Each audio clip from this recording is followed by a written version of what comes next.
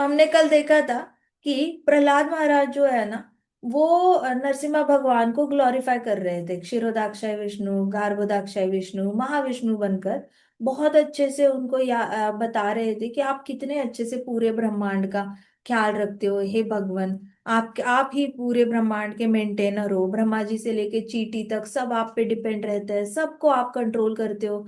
ब्रह्मा जी का जन्म भी आपके नाभि से होता है, तो ब्रह्मा जी जन्म से ही आप पे डिपेंडेंट रहते हैं भगवान। फिर प्रहलाद महाराज ने बोला कि आप जितने भी अवतार लेकर आते हो, सारे अवतार भक्तों के लिए होते हैं, सारे अवतार भक्तों के रक्षण के लिए होते हैं प्रभु। मैं असुर कुल का होके मैं आपकी करुणा का पात्र कैसे बना, ये मैं समझ में नहीं आ रहा है कि मैं असुर कुल का होने के बाद भी आपने मुझ पे इतनी दया दिखाई है, शायद इसकी वजह से क्योंकि मैंने आपका नाम लिया। तो प्रहलाद महाराज ने कहा कि आप सबसे महान हो प्रभु। मैं इस पूरे ब्रह्मांड में जहां पे भी मैं जाता हूँ ना, मुझे आपकी याद आती है। तो मुझे अपनी चिंता नहीं है, मुझे उन सारे मूर्ख और कृतज्ञ लोगों की चिंता है जो आपको भूल जाते हैं और आपको भूलकर एंजॉय करते हैं। तो मुझे वो सारे मूर्ख और कृतज्ञ लोगों की चिंता होती है जिनको आपसे कोई भी आसक्ति नहीं है। तो मुझे उनसे प्रेम है, ऐसे लोगों से जो बहुत ज्यादा तकलीफ में है, क्योंकि जो भी कृष्ण भक्ति में नहीं होता वो बहुत ज्यादा तकलीफ से जा रहा होता है, ये मैं जान गया हूँ। उन्होंने कहा थी कि देखो इतने सारे महान महान संत हैं, लेकिन ये सिर्फ अपनी मुक्ति के बारे में सोचते हैं, सबकी मुक्ति के बारे में नहीं सोचते। वो अकेले अकेले हिमालय चले जाते हैं, अकेले अकेले मेडिटेशन करते हैं, और अकेले अकेले अपना शरीर त्याग कर ऊपर के लोकों में आने की इच्छा रखते हैं। तो इनके अंदर ऐसे लोगों के लिए कोई भाव नहीं है जो तड़प रहे हैं बिना कृष्ण भक्ति के। तो मैं ऐसे लोगों को मदद करना चाहता हूँ जो बिना कृष्ण भक्ति के तड़प रहे हैं। तो प्रभु आप ही मुझे बताइए कि मैं ऐसे लोगों को कैसे छोड़ के आ सकता हूँ। मैं जहाँ रहता हूँ आसपास सब ऐसे ही है जो आपकी भक्ति के बिना तड़प रहे हैं।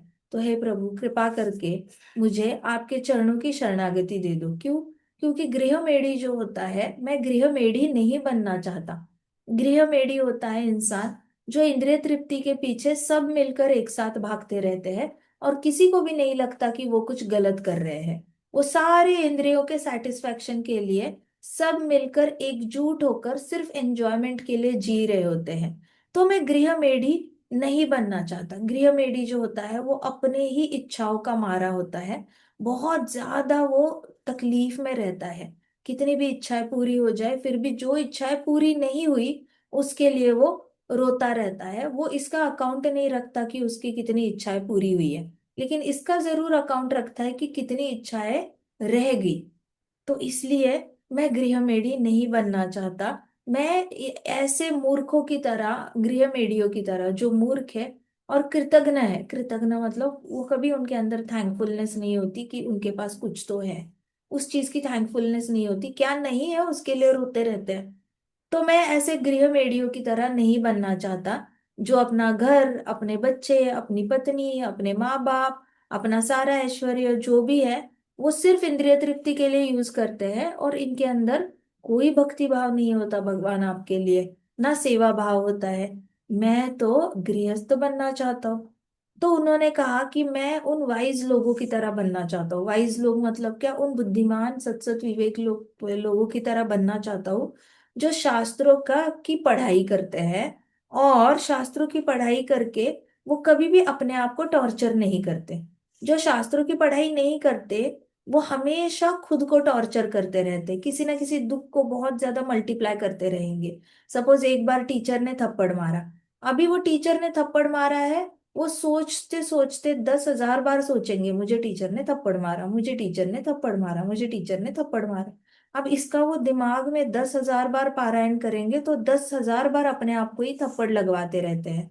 तो ये वाइज लोग उन लोगों में से नहीं है, मूर्ख और कृतज्ञ लोगों में से, जो अपने दुखों को, इच्छा पूरी नहीं हुई, इच्छा तो चाहिए कि टीचर ने मुझे हाय बच्चा, गुड बच्चा बोलना चाहिए, लेकिन इच्छा पूरी नहीं हुई, उसकी जगह पे थप्पड़ मिला तो उसने 10,000 बार मल्टीप्लाई करके अपने आप को टॉर्चर किया। तो मैं सत सत विवेक बुद्धि बनना चाहता हूँ, और वो भी शास्त्र पढ़कर। क्योंकि जितने भी विवेक बुद्धि वाले लोग हैं वो सब वैदिक स्टडी करते हैं, और वैदिक स्टडी करने के बाद उनके अंदर धैर्य आ जाता है। तो मैं ऐसे धैर्यवान इंसान बनना चाहता हूँ। मैं बिल्कुल भी उन मूर्खों की तरह नहीं बनना चाहता जो कभी भी भक्ति भाव में अपना टाइम नहीं बिताते और खुद को टॉर्चर करते हैं। खुद को टॉर्चर करने वालों में से मैं नहीं बनना चाहता। हिरण्यकश्यपु ने भी खुद को बहुत टॉर्चर किया था सोच सोच के कि इंद्र, ये जो विष्णु है वो मुझे मारना चाहता है, अब मेरे बेटे को यूज कर रहा है मुझे मारने के लिए। अब मेरे भाई को उसने जानबूझ के मारा क्योंकि वो मेरा भाई है, उसने बदला लिया मेरा, ऐसे वैसे एज इफ कि उसी के आसपास दुनिया घूम रही है। और हिरण्यक्ष की तो कोई गलती नहीं थी, उसको नहीं मारना चाहिए था।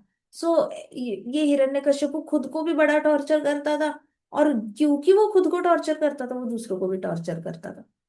तो ऐसे मूर्ख लोग होते हैं। देयर फॉर माई लॉर्ड, इसलिए भगवान मैं आपको दंडवत प्रणाम करता हूँ। मैं आपके 6 प्रकार की भक्ति का पालन करने के 6 मार्ग होते हैं। पहला मार्ग होता है आपको प्रार्थना ऑफर करना, मतलब आपके गुणगान गाना।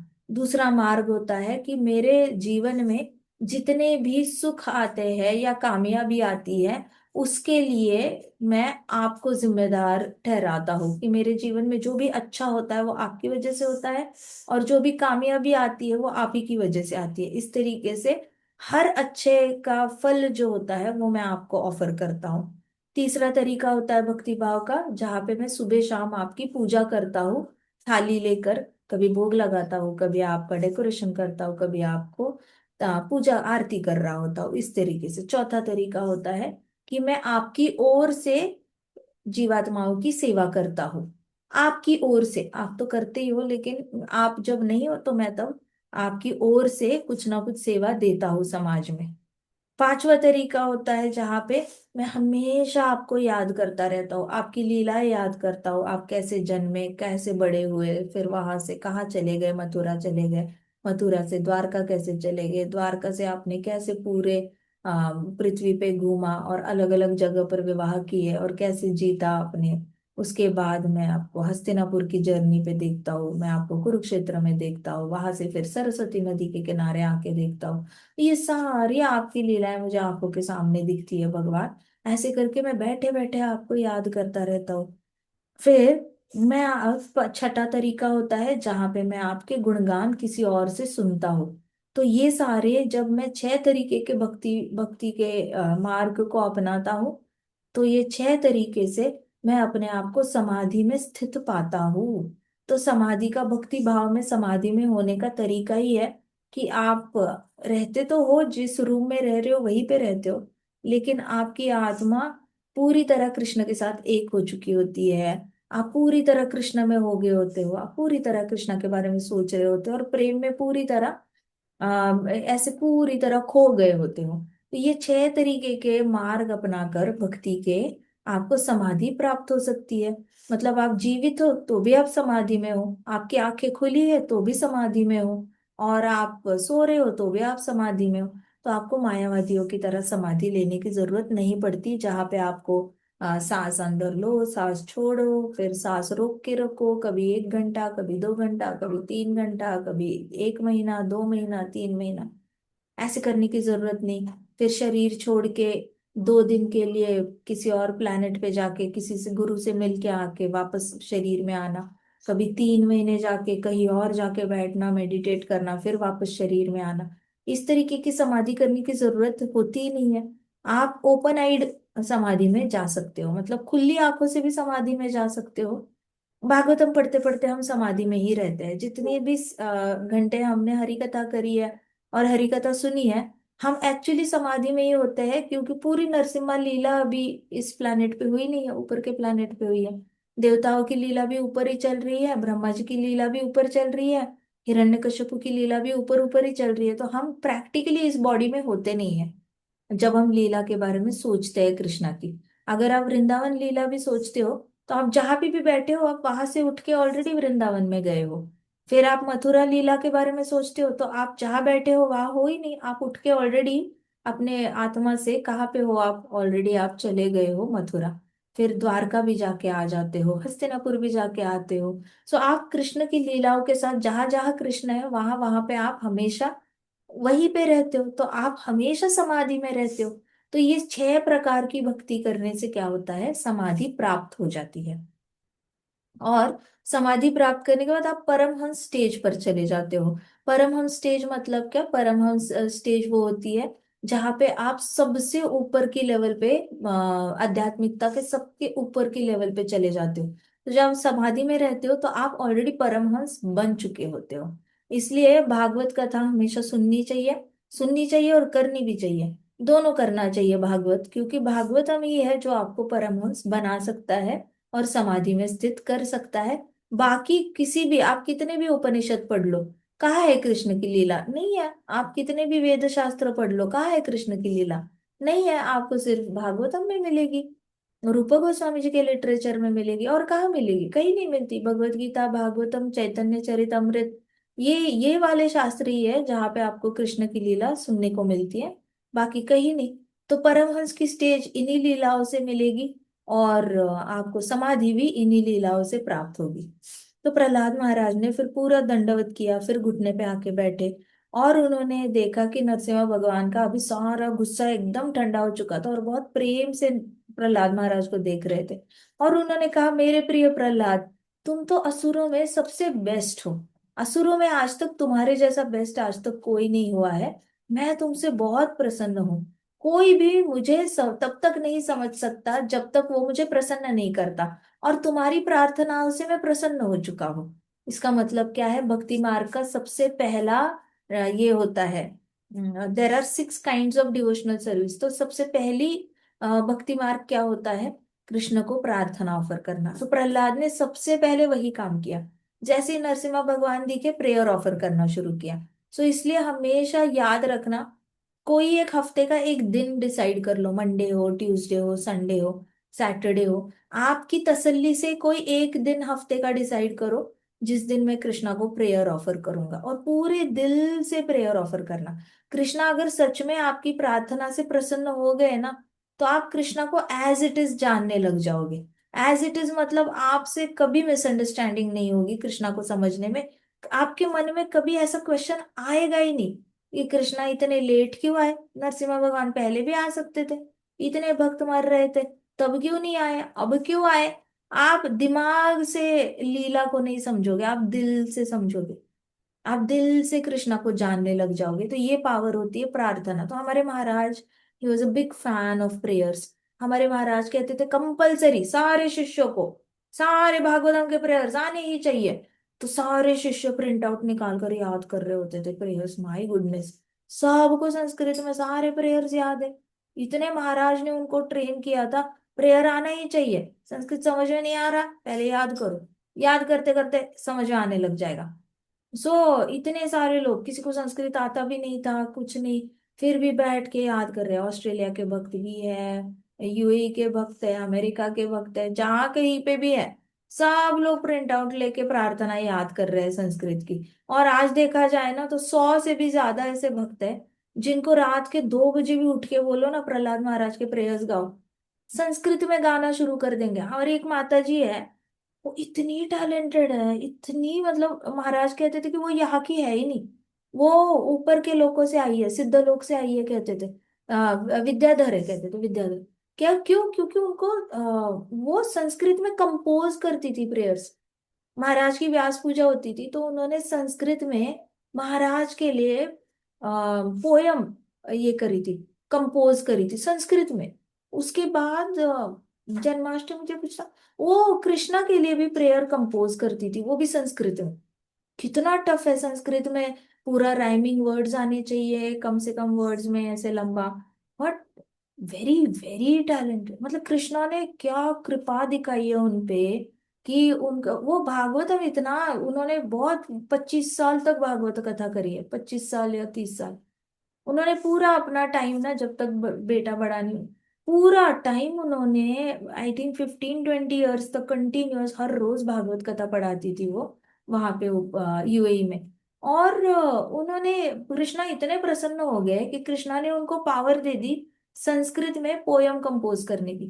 तो कृष्णा जब भी प्रसन्न होते हैं ना तो अपने भक्त को कोई एक स्पेशलिटी गिफ्ट कर देते हैं।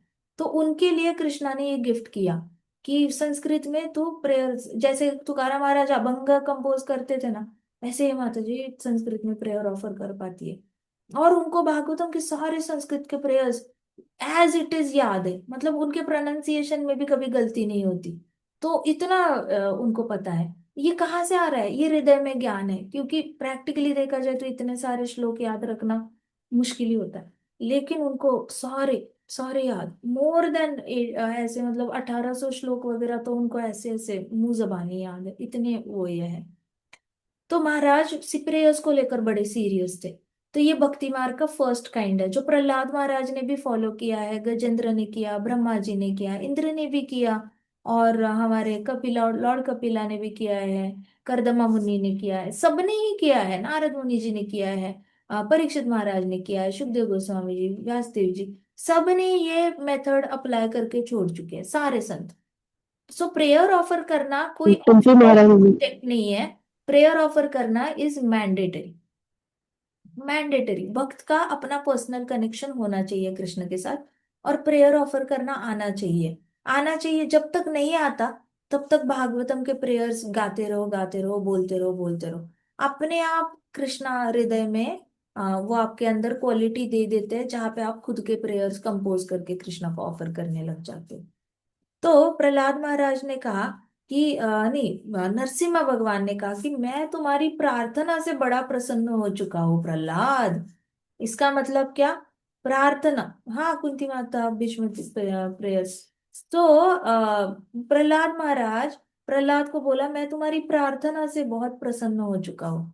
सो इमेजिन, प्रार्थना से प्रसन्न हो गए। और फिर उन्होंने कहा कि जो भी मुझे प्रसन्न करता है ना वो मुझे पूरी तरह जान लेता है। अब सोचो, कृष्णा अनंत है, एक अनलिमिटेड अनलिमिटेड एंटिटी को आप कैसे जान सकते हो? लेकिन कृष्णा के लिए क्या इम्पॉसिबल है भरा? क्या इम्पॉसिबल है? एक बार कृष्णा प्रसन्न हो गए, कृष्णा ने मन में इच्छा दिखानी है कि ये मुझे पूरी तरह जान लेगा, और उतने में वो भक्त पूरी तरह जान भी लेता है कृष्णा को। सो बस कृष्णा के प्रसन्न होने की देरी है। कृष्णा कितने भी अनलिमिटेड होंगे ना तो भी हम उसको जानने लग जाएंगे।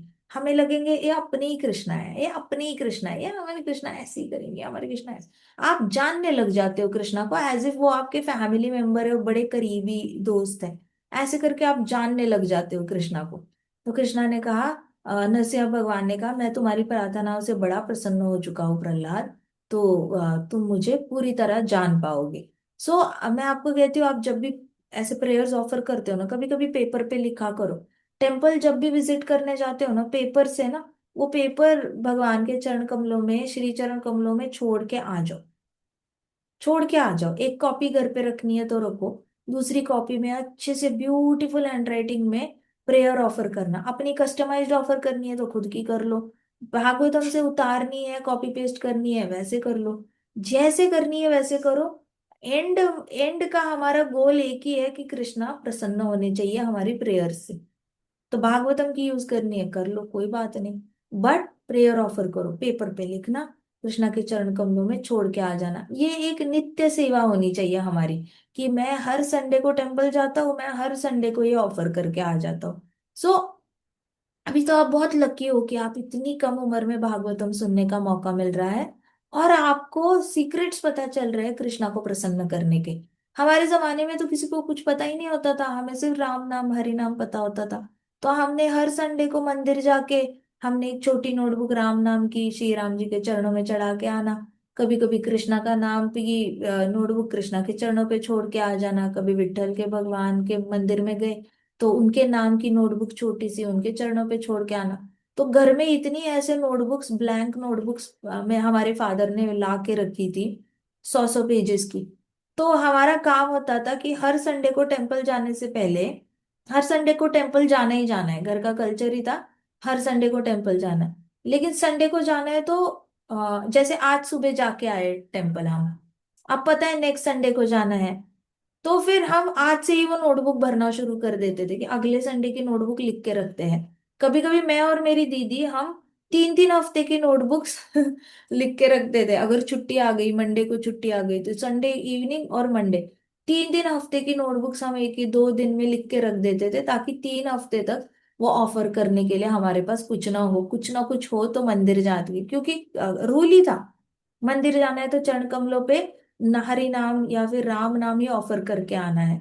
अब आपके पास इतना भागवतम का इतने सुंदर सुंदर प्रेयर्स है, और सीक्रेट भी पता चल गया है। नरसिम्हा भगवान प्रहलाद महाराज की प्रेयर से प्रसन्न हो चुके हैं। अब ऑलरेडी नरसिम्हा भगवान इन प्रेयर से प्रसन्न हो चुके हैं, हमारे लिए कितना आसान हो गया, हमारे पास तो रेडीमेड प्रेयर है नरसिम्हा भगवान को प्रसन्न करने की। तो लिखो यही प्रहलाद महाराज की प्रेयर्स अपनी हैंड से लिखो अपनी नोटबुक में, और वो पेपर्स ऑफर करो नरसिम्हा भगवान को। हर मंदिर में नरसिम्हा भगवान की डीटी होती है, जाओ ऑफर करो और आ जाओ, सिंपल। सो ये मेक इट अ हैबिट कि हर संडे को मैंने कुछ ना कुछ तो ऑफर करना है। कभी थैंक यू कृष्णा के 2 3 पेजेस लिखो, अपनी सारी जिंदगी में जो जो आपके पास है, हर एक उंगली के लिए थैंक यू बोलो, नाक की नासिका के लिए थैंक यू बोलो, लिप्स के लिए थैंक यू बोलो, कान के लिए थैंक यू बोलो, बालों के लिए थैंक यू बोलो। ऐसे करके बस 3 4 पेजेस भर दो और संडे को ऑफर करके आ जाओ। बट प्रेयर की हैबिट डालो, देना सीखो भगवान को। भगवान से हमेशा लेना लेना लेना, लालच नहीं करना है, देना सीखो भगवान। तो प्रहलाद महाराज ने नरसिम्हा भगवान को क्या दिया? खुशी दी। नरसिम्हा भगवान को सबसे ज्यादा बड़ा गिफ्ट क्या दिया प्रहलाद महाराज ने? हैप्पीनेस दी। प्रेयर भले ही कैसी भी हो, परफेक्ट हो इम्परफेक्ट हो, भगवान वैसे भी परफेक्शन देखते नहीं है, क्योंकि हम परफेक्शन अचीव कर ही नहीं सकते। हमारे हमारे ग्रामेटिकल मिस्टेक्स होंगे, हमारे वर्ड के सिलेक्शंस पुअर होंगे, उसके बाद हमारे जन्म में कुछ प्रॉब्लम हो सकती है, हमारी बॉडी में कुछ प्रॉब्लम हो सकती है, हमारी नीयत में खोट हो सकती है, हमारी आंखों नजरिए में खोट हो सकती है। तो हम पूरी खोट खोट खोट से एकदम हम फॉल्टी प्रोडक्ट है। ये फॉल्टी प्रोडक्ट कुछ परफेक्ट कुछ मैन्युफैक्चर कर नहीं सकता। सो हमारे प्रेयर्स कभी भी परफेक्ट होने नहीं वाले हैं। हमने प्रहलाद महाराज के prayers as it is copy paste किए ना, तो भी जितने परफेक्शन प्रहलाद महाराज ने जितने भाव से ऑफर किया था नरसिम्हा भगवान को, शायद हमें उसमें से 1% भी हमें भाव ना आए। हो सकता है कि हम लिखे तो हमें 0.5% ही भाव आए, और बाकी सारा 99.5% भाव ही ना हो, हमने बस ऐसे ही देखते देखते कॉपी किया पेस्ट किया और फिर टेम्पल में ऐसे ऐसे छोड़ के आ गए। बट वो 0.5% भी नरसिम्हा भगवान हैप्पी हो जाएंगे। अरे तुमने एफर्ट तो डाला, आई एम सो हैप्पी, तुमने मेरे बारे में सोचा तो सही, मंदिर आने से पहले एक दिन पहले से तुम मेरे बारे में सोच तो रहे हो, I am very happy. So that इतने भोले हैं हमारे कृष्णा। तो नरसिम्हा भगवान ने कहा मैं तुमसे बड़ा प्रसन्न हूँ, तुम्हारी प्रार्थनाओं से मैं प्रसन्न हो चुका हूँ, और जो भी मुझे प्रसन्न करता है वो पूरी तरह मुझे जान लेता है। जान लेता है मतलब प्यार से ही जान लेता है। एंड वन हु प्लीजेज मी, और एक बार आपने मुझे प्रसन्न किया तो आप भौतिक जगत में कभी भी दुख से लैमेंट नहीं होते, मतलब आप दुखों के समंदर में डूब नहीं जाते।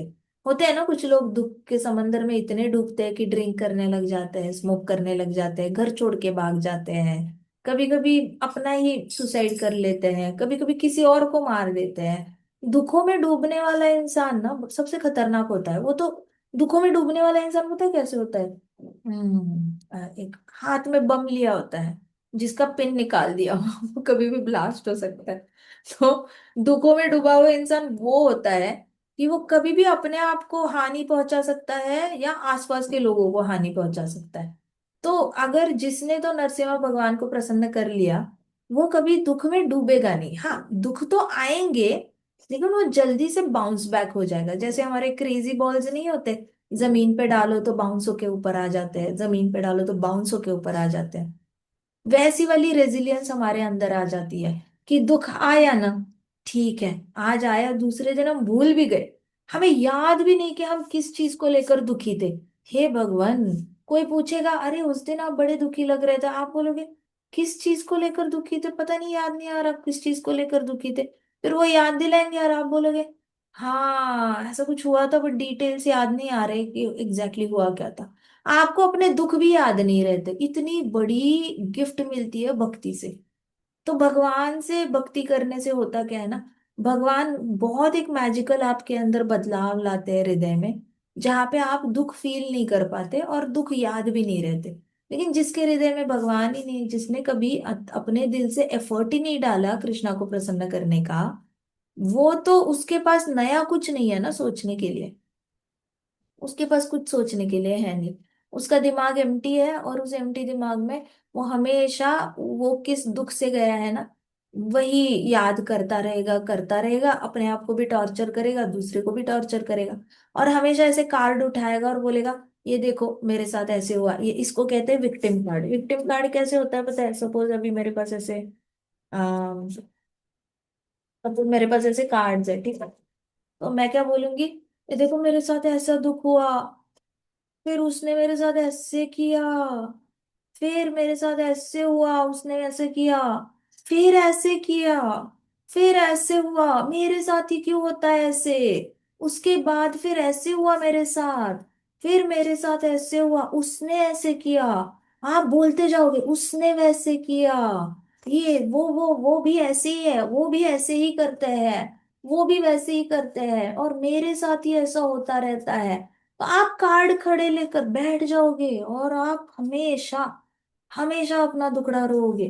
तो ये होता है दुखड़ा रोना। तो ये दुख में डूबा हुआ जो समंदर में डूब जाता है ना, ये बड़ा खतरनाक इंसान होता है। और कब खतरनाक बनता है? क्योंकि उसके हृदय में कहीं भगवान के लिए जगह नहीं होती, बस मैं, मेरे साथ ये, मेरे साथ वो, मेरे साथ ये हुआ, मेरे साथ वो हुआ, मेरे साथ बड़ा बुरा हुआ, मेरे साथ बड़ा बुरा हुआ, मेरी किस्मत ही खराब, मेरा जन्म ही ऐसा, मेरे माँ बाप ही ऐसे, मेरा पिछला जन्म ही खराब होगा, ऐसे होगा वैसे होगा। अगर कुछ नहीं मिलता ना, सबसे पहले इंसान तो माँ बाप को ब्लेम करता है बड़े होने के बाद। और माँ बाप, अगर माँ बाप को नहीं मिले तो अपने भाग्य को ब्लेम करेगा, जाएगा किसी एस्ट्रोलॉजर के पास, वो बोलेगा अरे आपकी दशा बुरी चल रही थी, वो उसने ग्रह ने आपकी सारी खराब करके रखा था, तो वो ग्रहों को ब्लेम करेगा। उसके बाद ग्रह हो गए, अब उसने पूजा कर ली, ग्रहों की शांति कर ली, फिर भी उसके कंप्लेन तो बंद नहीं हो रहे, मेरे साथ ये हुआ, कार्ड खड़े करके, मेरे साथ ये होता है, मेरे साथ वो होता है, ऐसे होता है वैसे होता है। फिर वो किसको ब्लेम करेगा? देश को करेगा, गवर्नमेंट को करेगा। कभी कभी फिर आता है कृष्णा पे, फिर बोलेगा भगवान की ही गलती है, भगवान का ध्यान नहीं है, भगवान को बड़ी पार्शलिटी करता है, भगवान सबके अच्छा नहीं करते, भगवान को ब्लेम करेंगे। सो ये यूनिवर्सल फैक्ट है, ऐसा नहीं कि कोई एक इंसान ऐसे करता है। लेकिन जिसके हृदय में भक्ति भाव नहीं होता ना, वो यही करता है, चाहे वो 60 साल का हो जाए, 70 साल का हो जाए, 80 साल का हो जाए। 80 साल में भी किसी को पूछोगे ना, अच्छा आपकी शादी कैसे हुई थी, वो बोलेंगे बेटा हमें तो कोई पूछता भी नहीं था, हमें तो ऐसे ही बस चढ़ा देते थे शादी के लिए, हमें तो करनी भी नहीं थी, बस करा दी। फिर हमने बड़ा सहा, हम इतने बड़े पतीले लेके वहां जाते थे पानी भरने के लिए, कपड़े धोते थे, 13 साल की उम्र में हमने ये दुख सहा वो दुख सहा, पहला बच्चा 13 साल में हुआ, दूसरा बच्चा 14, तीसरा 16 में, बड़े दुख आए हमारे। तो इनको तो पूरे सारे दुख दुख याद है। एट द एज ऑफ 80 भी अगर आप 13 साल से लेकर 80 साल तक का सारा दुख अगर आपको याद आ रहा है, इसका मतलब आप कितना सफर कर चुके हो, आपने वो टेप कितनी बार घुमाई है अपने दिमाग में। बहुत डेंजरस है ये टेप तो। आप तो बार बार अपने आप को 13 साल वाले दुख में डाल रहे हो। तो 80 - 13 कितना होता है? कितना होता है? 60। हाँ, 670 नहीं, कितना हुआ? 67 हुआ या नहीं हुआ? हाँ, सोचो 67 ईयर्स से वही याद आ रहा है, बिना मर्जी से शादी करे, बिना मर्जी से बच्चे हुए, बिना मर्जी से कपड़े धोए, बिना मर्जी के हमने खाना बनाया, बिना मर्जी के हम बीमार पड़े तब भी हमने सर पे पानी लेके लेने के लिए चले गए, and all that. Torturing yourself in 67 years, pure torture. कोई याद नहीं दिला रहा है। आपकी लाइफ आपने जी है, किसी और को पता भी नहीं कि क्या हुआ आपके साथ, और जिसको पता है वो शायद चले भी गए हैं, बट आप ही अपने आप को याद दिला रहे हो। तो ये होता है जब प्रहलाद महाराज कह रहे हैं ना, नरसिम्हा भगवान कह रहे हैं ना, जो मुझे प्रसन्न करता है वो कभी भी अपने दुखों के सागर में डूब के लैमेंट नहीं करता। बट जिसने कभी भगवान को प्रसन्न करने का एफर्ट नहीं लगाया, मतलब एक एक 100% ऐसे लेजर फोकस एजेंडा नहीं था उसकी जिंदगी में कि मुझे कृष्णा को प्रसन्न करना है। बीच बीच में जाते जाते करा होगा, भगवान का नाम लिया होगा, लेकिन इंटेंशन कभी ये नहीं था कि मुझे कृष्णा को हैप्पी करने के लिए नाम लेना है, कृष्णा को हैप्पी करने के लिए खाना बनाना है, कृष्णा को हैप्पी करने के लिए बच्चों की सेवा करनी है। कृष्णा को हैप्पी करने के लिए अभी जैसे भी सास ससुर मिले हैं उनकी सेवा करनी है, जैसा भी पति मिला है सेवा करनी है, जैसी भी नौकरी मिली है नौकरी करनी है, जो भी है कृष्णा को हैप्पी करना है, अच्छे से करना है जिससे कि कृष्णा हैप्पी हो जाए। अब जब तक एक इंटेंशन, पर्पसफुली इंटेंशन सेट करके कृष्णा को प्रसन्न करने की कभी मेहनत ही नहीं करी है, तो आप अपने दुख 13 इयर्स से लेके जब तक मरते नहीं हो ना, आप ये पिक्चर अपने दिमाग में चलाते रहोगे, मूवी चलाते रहोगे, खुद को टॉर्चर करते रहोगे। इतना टॉर्चर मतलब ये दिमाग में एक कॉकरोच घुसने जैसा होता है। वर्म्स होती है ना जो दिमाग में जाकर आपके पूरा हाईजैक कर लेती है ब्रेन को, वैसे हाईजैक कर लेती है। एक ऐसा कीड़ा होता है, उस कीड़े के अंदर एक वर्म होती है, ठीक है। अभी वो कीड़ा जब जिंदा होता है ना तो वर्म क्या करती है, वो कीड़ा खाना खाता है, तो वो वर्म भी खा लेती है। तो वो पेट में बड़ी ऐसी हेल्दी होती रहती है उस कीड़े के अंदर, ठीक है। ग्रास हॉपर जैसा कीड़ा होता है, ग्रास हॉपर नहीं होता बट उसके जैसे दिखने वाला कीड़ा होता है। अब वो मधुमक्खी टाइप आप कह सकते हो, बट वो ऐसे वाले जो उड़ने वाले इंसेक्ट्स होते हैं ना, जैसे बटरफ्लाई हो गए, ग्रास हॉपर, ये खुद से पानी में कभी जाते नहीं है। तो ये हवा में रहते हैं, पेड़ों पे रहते हैं, लेकिन पानी के अंदर कभी नहीं जाएंगे। अब ये वर्म होती है ना उस कीड़े के अंदर, कीड़ा जो भी खाएगा वो खा के वो वर्म ऐसे अच्छी खासी हेल्दी होते, एकदम छोटी बेबी होती है, बेबी से बड़ी बड़ी बड़ी अडल्ट हो जाती है, उसके पेट में ऐसे ऐसे लंबी होती जाती है। और फिर एक टाइम आता है जहां पे वर्म को लगता है अब मैं इसके पेट में फिट नहीं हो रही हूँ, तो वर्म ट्रैवल करके कहाँ चली जाती है, उसके हेड में चली जाती है, ब्रेन में चली जाती है। और वो वर्म ब्रेन पे एक्ट नहीं करती, वो उसके माइंड पे एक्ट करती है। वो वर्म के पास इतनी शक्ति होती है कि वो कीड़ा जिसने जिंदगी में पानी को नहीं छुआ, वो कभी पानी के अंदर जाता नहीं, उसको तैरना आता नहीं, कुछ नहीं आता, वो खुद से ही वॉक करते करते, नदी ढूंढते ढूंढते मीलों दूर तक नदी ढूंढता है, जाता है जाता है जाता है, और पानी के अंदर स्टेप इन करता है। और स्टेप इन करने के बाद उसको तैरना नहीं आता, कुछ नहीं आता, वो नीचे नीचे नीचे जाता है, मर जाता है वो अंदर। और वो मरने के बाद उसके ऐसे हेड से, आंख से ऐसे निकल के पानी में अपनी अपनी जिंदगी जीने के लिए निकल जाती है। इसको कहते हैं दिमाग का कीड़ा। कहते हैं ना तेरे दिमाग में कीड़े हुए हैं जो ऐसी बातें करता रहता है, जब देखो पुरानी बातें निकाल के गड़े मुड़दे उखाड़ के बोलता रहता है, तेरे दिमाग में क्या कीड़े हुए हैं, ऐसे बोलते हैं ना पुराने जमाने के लोग। इसके दिमाग में कीड़े पड़े हैं, जब देखो पुरानी ऐसे गड़े मुड़दे खोल के झगड़ा करता रहता है, ये मेरी जमीन, ये पापा की जमीन, ये भाई की जमीन, ये कजिन की जमीन, जब देखो ये झगड़ा करता रहता है, ऐसे बोलते थे ना लोग।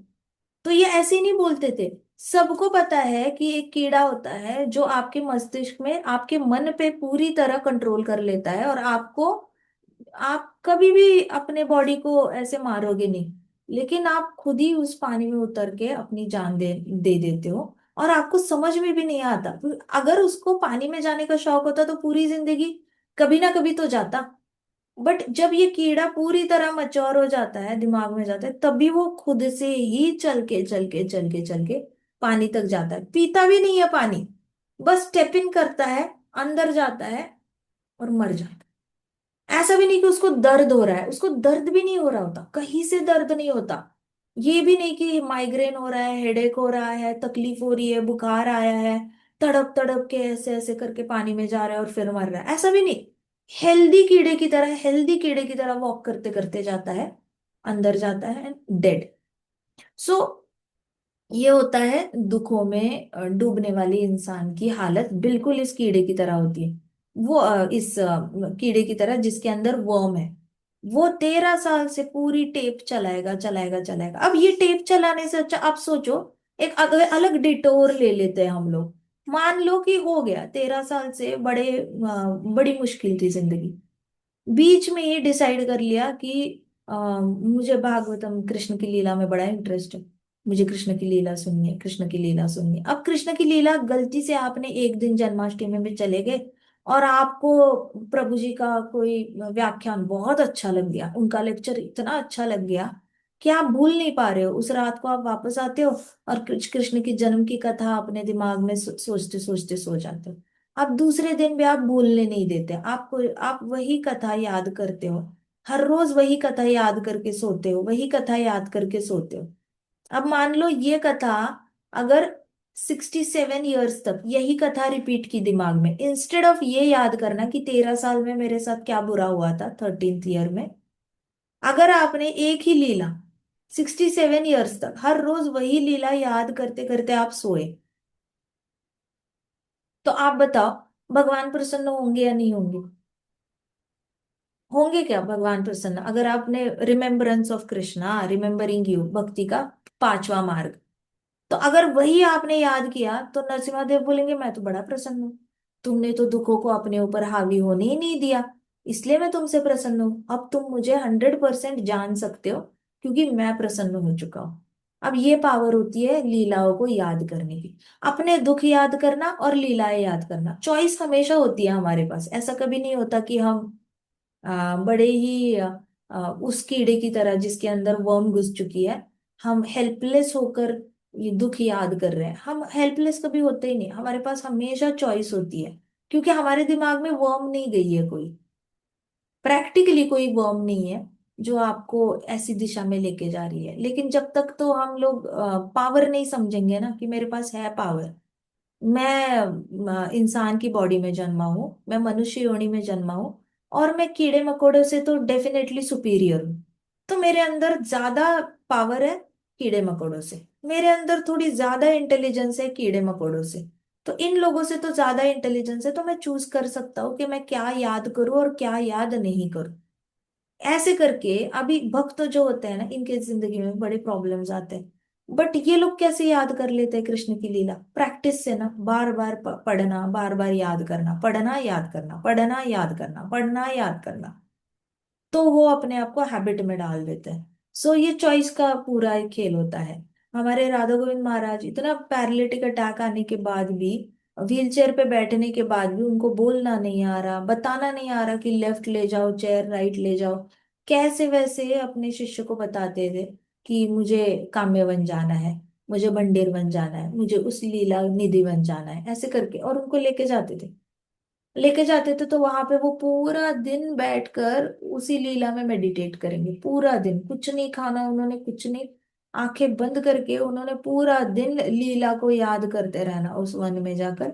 फिर शाम को उनके शिष्य लेकर आएंगे, बीच में वो पूछते थे महाराज कुछ खाओगे, कुछ खाओगे, महाराज की तो आंखें बंद है और महाराज लीला में व्यस्त है, पूरी तरह लीला में समा गए हैं। ये होता है रिमेम्बरेंस, इससे भगवान बड़े प्रसन्न हो जाते हैं। तो नरसिम्हा भगवान ने कहा कि जो दुखों में डूबते नहीं हैं वो लोग मुझे बड़े प्रसन्न करते हैं। प्रहलाद तुम्हारे पास तुम सारे दुखों में डूबने की तुम्हारे पास सबसे ज्यादा अपॉर्चुनिटी थी, क्योंकि तुम्हारे जिंदगी में जो दुख आ रहे थे वो ऐसे नहीं कि साल में एक दुख आ रहा है, तुम्हें एक दिन में 300 दुख आ रहे थे, क्योंकि 300 तरीके से मारने की कोशिश की जा रही थी। प्रहलाद को टोटल मतलब ऐसे कहा जाता है कि अनगिनत तरीके से मारने की कोशिश की थी। हमें तो दिखता है कि 20 और 25 तरीके ही बताए जाते हैं शास्त्रों में कि इस तरीके से मारने की कोशिश की, उस तरीके से मारने की कोशिश की, लेकिन कहते हैं अनगिनत तरीकों से हिरण्यकश्यपु ने मारने की कोशिश करी। दिन में पूरे दिन भर उनको मारने की कोशिश की जाती थी, और सालों साल तक चला, ऐसे नहीं कि बस एक महीने चला या एक हफ्ता चला। प्रहलाद महाराज की जो पूरी प्रताड़ना थी ना, वो बहुत पहले से चल रही थी, 5 साल, 5वें साल अटैक नहीं हुआ उनपे। प्रहलाद महाराज 2.5 साल के हैं, तब से बातें करने लग गए हैं ना, जब से नारायण नारायण बोलने लगे, तब से उनको मारने की कोशिश कंटिन्यूअस जारी थी। तो किसी किसी को लगता है हाँ 1 हफ्ते तक ट्राई किया होगा, 1 महीने तक टॉर्चर किया होगा, ऐसे नहीं, सालों सालों तक प्रहलाद महाराज को टॉर्चर किया गया था। और प्रहलाद महाराज के पास हर एक्सक्यूज थी दुखों में डूब के पूरी तरह अपनी जिंदगी बर्बाद करने की, लेकिन प्रहलाद महाराज ने चूज किया कि मैं भगवान को याद करूंगा, नाम को याद करूंगा, क्योंकि मुझे हैप्पी होना है और नाम लेकर ही मुझे हैप्पीनेस मिलती है। बाकी मुझे, कल मुझे सांपों के कुएं में डाला था, मेरे खुद के पापा ने मुझे सांपों के कुएं में डाला था, कौन विश्वास कर सकता है? मेरा स्कूल में दोस्त है, उसके पापा उसको चॉकलेट ला के देते हैं, मेरा वो दोस्त है, आज मैंने देखा उसके पापा ने उसके लिए टॉय ला के दिया, लेकिन मेरे पापा ने मुझे सांपों के कुएं में डाला, मुझे ही ऐसे पापा क्यों मिले? ऐसे करके वो भी दुखों के कुएं में जा सकते थे। But he is a pure devotee. Pure devotee क्या करता है? भगवान की लीलाओं में व्यस्त रहना प्रेफर करते हैं। वो मूर्खों की तरह और कृतज्ञ लोगों की तरह टाइम वेस्ट नहीं करते। तो प्योर डिवोटी कभी टाइम वेस्ट नहीं करते, वो हर टाइम में भगवान की लीला याद करते हैं या भगवान का नाम लेते हैं, दोनों में से कुछ एक कर रहे होते हैं। तो नरसिंह भगवान ने कहा कि मैं तुमसे बहुत प्रसन्न हूं क्योंकि तुम दुखों में डूबे नहीं। सोचो, कितना कितना इंपॉर्टेंस है इस चीज को कि दुखों में डूबना नहीं। सो ठान लेना आज से जिंदगी में। आप लोग छोटे हो अभी, आपको कल को नौकरी नौकरी लगेगी, आपके बॉसेस आप पे चिल्लाएंगे, कभी कभी आपको अच्छे से ट्रीट नहीं करेंगे, कभी कलीग्स कभी कभी अच्छे से ट्रीट नहीं करेंगे। शादी हो जाएगी तो हो सकता है आपको आसपास के रिश्तेदार ठीक से ट्रीट ना करें। तब ऐसे लगेगा आपको जैसे कि दुखों में डूबने का मन करेगा। लेकिन तभी याद रखना कि अरे मेरे पास भगवत गीता है ना, पॉकेट भगवत गीता।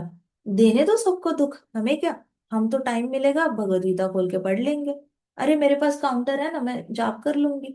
ऐसे करके आपके पास ये सारे ही होने चाहिए। पॉकेट भगवत गीता होनी चाहिए, पॉकेट भागवतम होना चाहिए, एक काउंटर होना चाहिए, एक माला होनी चाहिए। आप अपने पास अपने सारे ये लेकर चलो, और आसपास के लोगों को दुख देना है देते रहो। हमें पता है कि हमारे पास कौन सा अस्त्र है और हमने अपने आप की प्रोटेक्शन कैसे करनी है।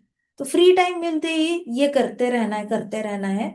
और ब्यूटी के हमारे महाराज कहते थे, कोई तुम्हारे माइंड में देखने नहीं आ रहा कि तुम क्या सोच रहे हो।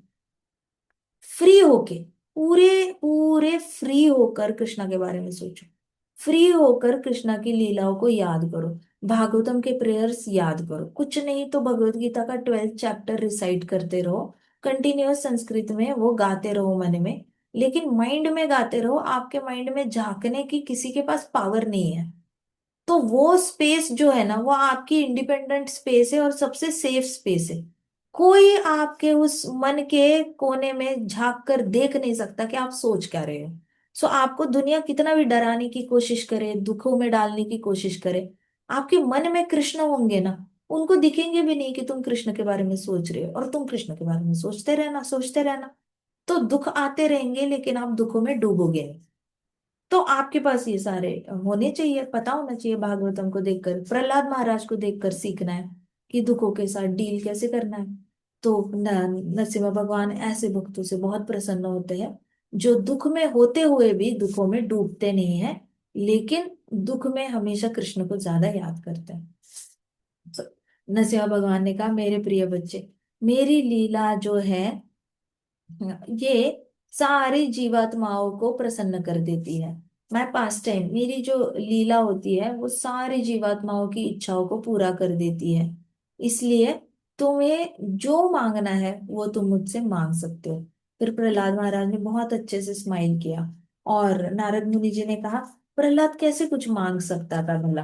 कैसे मांगता वो तो अपने आप को ऑलरेडी इनकेपेबल समझ रहा था। मतलब वो अपने आप को ऑलरेडी ऐसे समझ रहा था कि मैं कैसे मांगू, मैं तो असुर कुल का हूँ, मेरी तो लेवल ही नहीं है मांगने की भगवान से कुछ। ये मुझे तो कहेंगे ही कहेंगे मांगो, वो तो सबको ही कहते हैं। तो मुझे ऐसे बोल रहे हैं, बट मैं मांगू कैसे? मेरी खुद की भी तो कुछ लेवल होनी चाहिए। तो प्रहलाद महाराज इतने ज्यादा विनम्र थे।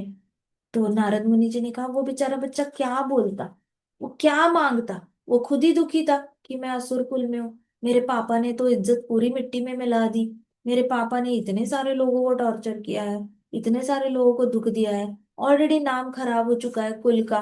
उसके बाद सारे हमारे नर्क लोक का नाम खराब हो चुका है, सारे असुरों का नाम खराब हो चुका है। सारे ये असुर कहाँ अगेंस्ट थे विष्णु के, बट वो हिरण्यकश्यपु की बात मानकर विष्णु के अगेंस्ट तलवार उठा देते थे। सबका ही नाम खराब, अब मैं किस मुंह से मांगू भगवान को कि मुझे ये दे दो, मुझे वो दे दो। प्रहलाद महाराज बहुत ज्यादा शाय फील करने लग गए। जैसे ही नरसिंह भगवान ने बोला ना, तुम मांगो जो मांगना है मांगो, तो फिर परीक्षित महाराज एकदम ऐसे अलर्ट हो गए। परीक्षित महाराज ने शुद्धदेव गोस्वामी जी को ऐसे देखा, क्योंकि वो जानना चाहते थे क्या मांगा प्रहलाद महाराज ने। वैसे ही युधिष्ठिर महाराज ने नारद मुनि जी को देखा, और अब वो सोच रहे कि नारद मुनि जी क्या बताएंगे, क्या मांगा प्रहलाद महाराज ने, आखिर क्या मांगा। बट प्रहलाद महाराज ने सिंपली ऐसे स्माइल किया, नरसिम्हा भगवान को देखकर सिंपली स्माइल किया और कहा कि I was born in an aesthetic family, मतलब देखा जाए तो मैं बहुत रिच फैमिली में जन्मा हुआ हूँ। तो नेचुरली मेरे अंदर ना भौतिक जगत के कंफर्ट्स की इच्छाएं है। मैं मना नहीं करूंगा, है मेरे अंदर भौतिक जगत के कंफर्ट्स की, क्योंकि मैं जन्म से ही कंफर्टेबल हूँ। तो मुझे भौतिक जगत की मटेरियल प्लेजर्स की इच्छाएं मेरे अंदर और नेचुरली अटैच होके आती है। मेरी फैमिली ऐसी कुछ है और मेरा माहौल भी ऐसा ही कुछ है। तो नेचुरली मेरे अंदर इच्छाएं हैं। इसलिए भगवान प्लीज मुझे टेम्प्ट मत करो, मतलब भगवान प्लीज मुझे प्रोवोक मत करो कोई इच्छा पूरी करने के लिए, क्योंकि मैं ऑलरेडी ऐसे माहौल में पला बड़ा हूँ जहाँ पे सब लोग अपनी सारी इच्छाएं पूरी करते हैं। तो मेरे अंदर तो इच्छाएं होंगी ही होंगी ना, डिलीट कैसे हो सकती है भला। तो कहते प्लीज मुझे टेम्प्ट मत करो। फिर प्रहलाद महाराज ने कहा मुझे ना ये सारी इच्छाएं मेरे अंदर है, लेकिन मुझे वो इच्छाएं पूरी नहीं करनी है भगवान। तो आप मुझे मांगने पे मजबूर मत करो, मुझे मांगना ही नहीं है कुछ, गलती से मैं आपसे मांग ना बैठूं। लेकिन ये सारी इच्छाएं आसपास जो भी लोग करते हैं वो मेरे अंदर है, बस मैं उनको पूरी नहीं करना चाहता। इसलिए तो मैंने आपकी शरण ली है भगवान, कि मेरे अंदर की इच्छाओं को मार दो। मुझे पता है मेरे अंदर कितनी सारी इच्छाएं हैं, बट मुझे बिल्कुल भी पूरी नहीं करनी है। देखो भक्त का डायलॉग क्या है, मेरे अंदर इच्छा है मुझे पूरी नहीं करनी। एक भौतिकवादी का डायलॉग क्या होता है, मेरे अंदर इच्छा है मुझे सारी इच्छाएं पूरी करनी है, टिक टिक टिक टिक टिक टिक टिक टिक।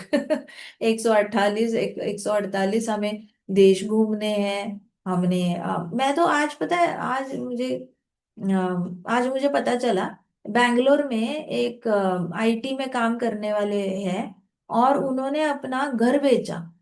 घर मतलब उन्होंने शादी हुई उनकी, उन्होंने घर क्यों बेचा, क्योंकि उनको घर में घर के लिए जितना लोन लिया था ना, अब वो लोन के उनके महीने के 45,000 ईएमआई जाता था उसका, मतलब लोन के पैसे देते हैं ना हर महीने बैंक को देने पड़ते हैं। तो 45,000 जा रहा था।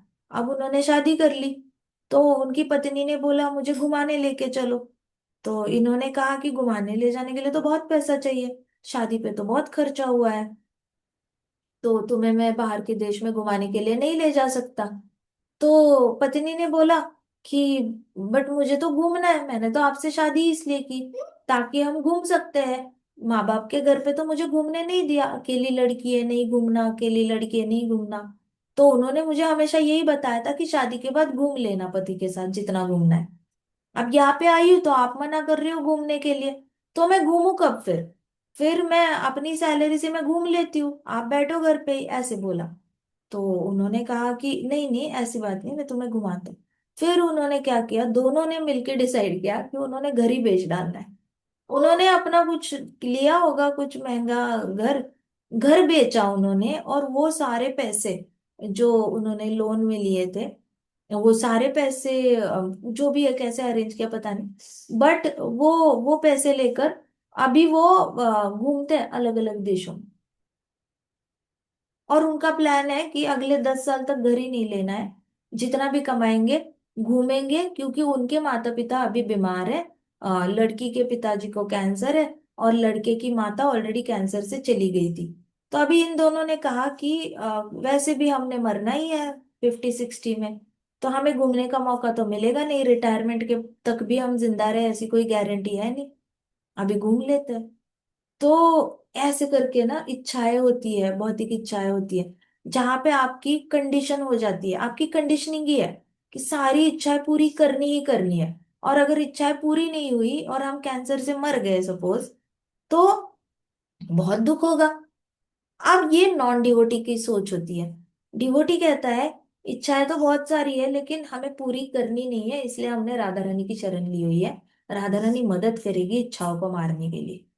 तो वैसे धाम में आप देखो, धाम में हर ब्रह्मचारी, हर प्रभु जी, हर माता जी यही कहेंगे कि इच्छाएं तो बहुत सारी है लेकिन हमें पूरे करने का मन नहीं है। तो हम चाहते हैं कि राधा रानी हमें मदद करे सारी इच्छाएं मारने के लिए। ऐसे करके भक्त का माइंडसेट अलग होता है, नॉन डिवोटी का अलग होता है। तो प्रहलाद महाराज ने कहा कि हे भगवान आप मुझे ना प्लीज मोटिवेट मत करो ये मांगने पर, क्योंकि मैं ठहरा ऐसे कुल का जहाँ पे सब लोग भौतिक जगत की एंजॉयमेंट करते हैं, तो मेरे अंदर ऑलरेडी बहुत सारी भौतिक इच्छाएं हैं एंजॉय करने की। तो आप मुझे मोटिवेट मत करो मांगने की, गलती से मैं मांग ना बैठू। मैंने आपकी शरण इसलिए ली है ताकि आप मेरे अंदर की सारी इच्छाओं को खत्म कर दो। आगे के तो हम कल करते हैं। ग्रंथराज श्रीमद् भागवतम की जय। शिल प्रभुपाद की जय। श्री श्री राधा श्याम सुंदर की जय। श्री श्री कृष्ण बलराम की जय। वृंदावन धाम की जय। समस्त भक्त वृंद की जय। हरे कृष्णा कृष्णा कृष्णा हरे हरे, हरे राम राम राम हरे हरे। हरे कृष्ण महासंकीर्तन यज्ञ की जय।